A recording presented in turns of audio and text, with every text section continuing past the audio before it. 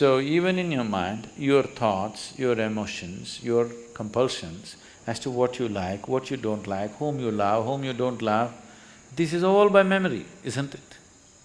It's already past. Yesterday you loved somebody, with that memory you're living today. Yesterday you disliked somebody, with that memory you're living today. So you're trying to live that which is over. If you try to live that which is over, that which is will bypass you. So yoga means to liberate yourself from that information which determines who I am right now. That information which determines the color of my skin, that information which determines the shape of my body, that information should not determine how I think, how I feel, how I experience my life. But unfortunately it is.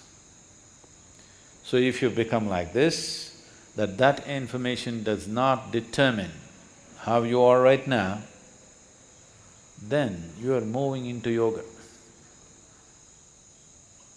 So daily working, daily morning sadhana is just this, to slowly, gradually, to create the distance from that information. You don't have to lose it. People say, I want to forget. If you forget, you will once again do the same idiotic things all over again. Never ever forget.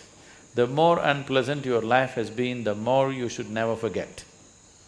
If you forget, you will do the same stupid things all over again. This is not about forgetfulness, but being able to carry.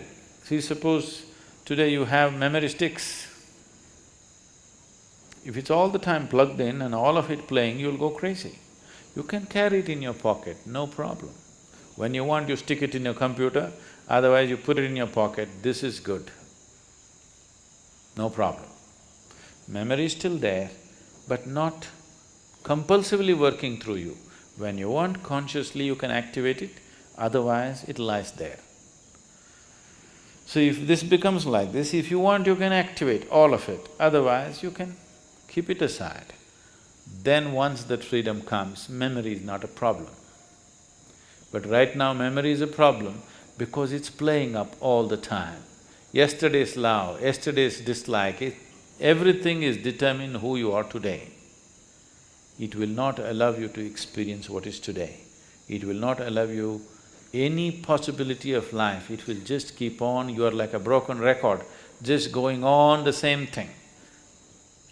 I dislike this person, I dislike this person, I dislike this person. Only yesterday you disliked him. Today it's not necessary to dislike him. Yesterday he was doing something, we disliked him. There is no need to dislike him today, but the memory is playing up and saying, I dislike him, I dislike him. Whether you like him or you dislike him, both ways, it is an old record playing, which will not allow you any perception.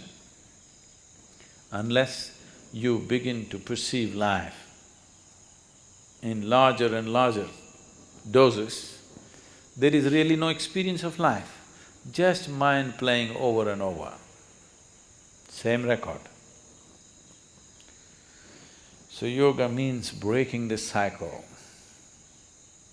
and nature will not release you from that, just like that. It needs a certain amount of work. If you want to be just like that released, then you have to release yourself from the body itself. Staying in the body, which is the way it is only because of its memory, and not being a part of that memory. It is the foundations of information that we carry which has constructed this body the way it is. To live in it and not to be off it will not come easy.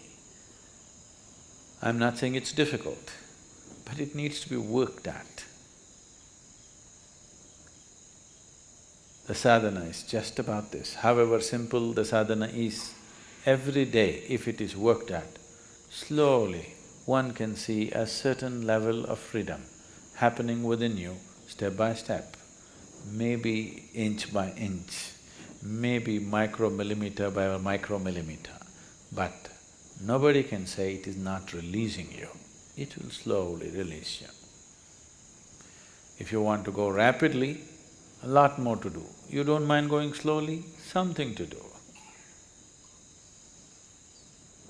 So tomorrow morning sadhana.